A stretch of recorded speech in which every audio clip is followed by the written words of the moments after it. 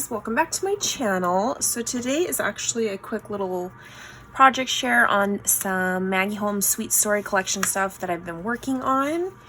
And the first thing I did was use this new envelope die. Let's see right here, sorry I have my blue tape on there.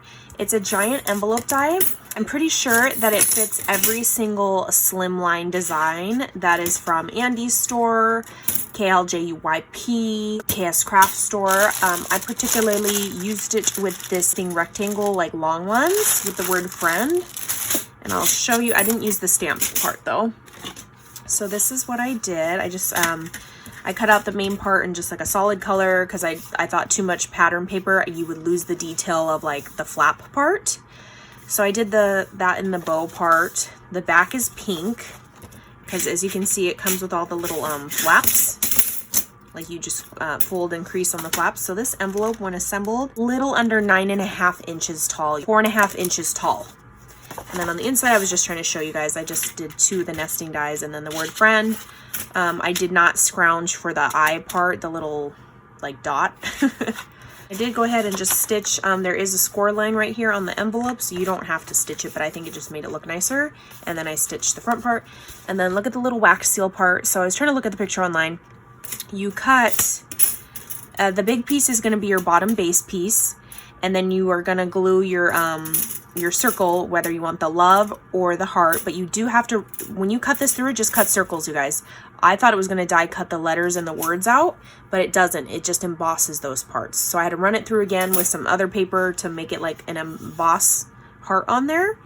And then the skinnier piece right here, you cut that out in the same color, and it looks like, you know, a wax seal. I just did mine in alternating the pink with the gold versus like pink and the pink and pink, because that'll kind of, I guess, make it look more like a real wax seal. But I liked it with the gold and the pink contrasting colors.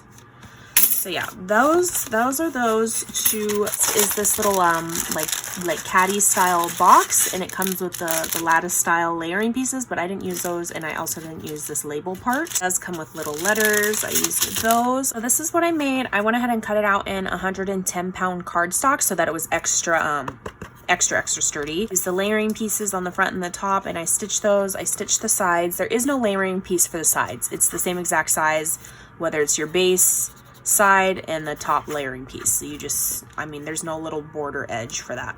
And then I used a rosette paper folding, and then I used there's a label die, oh there it is right there, that fits perfectly on this. I just went ahead and used that, but it was too long for my paper folding, so I just cut the rounded edges off. And then I did the little word in stuff, and I stitched across it. And I think this is super cute, and this does not fit the Barely Art glue, but it would fit the mini one. And then it does fit the reptile glue. I think it'd just be cute on somebody's desk. When you gift this stuff, they could put random junk embellishments, shoot mail.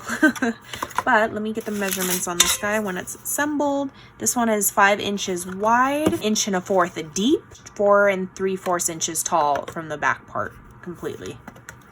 So yeah, I think this is a super cute little caddy. It's got the scalloped edge. You could easily make one of these like a square shape, kind of like my desktop caddy tutorial I did, but you're not gonna have this detail right here or the layering pieces. So that's that guy. This one right here. So you get the 4 little embroidery hoop dies. I used the smallest one, which is 2 inches. It's a 2-inch embroidery hoop. The next size up is a 2 3/4. The next size up is a 3.5-ish. And the giant one is a little under 5 inches. So that's the size of those. Basically, I just got, and then it comes with the circle part that you could cut out with those little dots.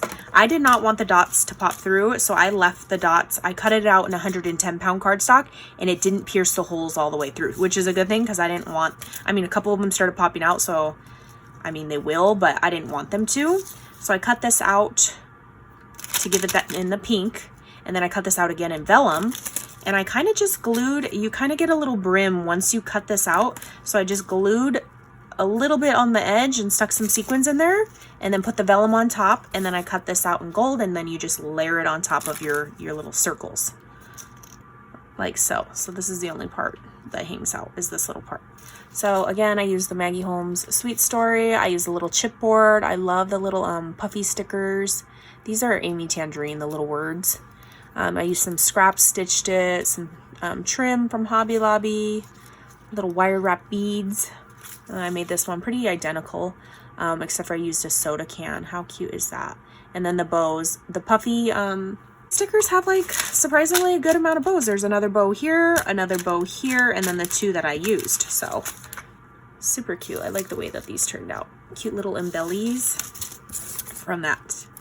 All right, that is it for today's project share, and I will catch you guys on the next crafty video. Bye guys.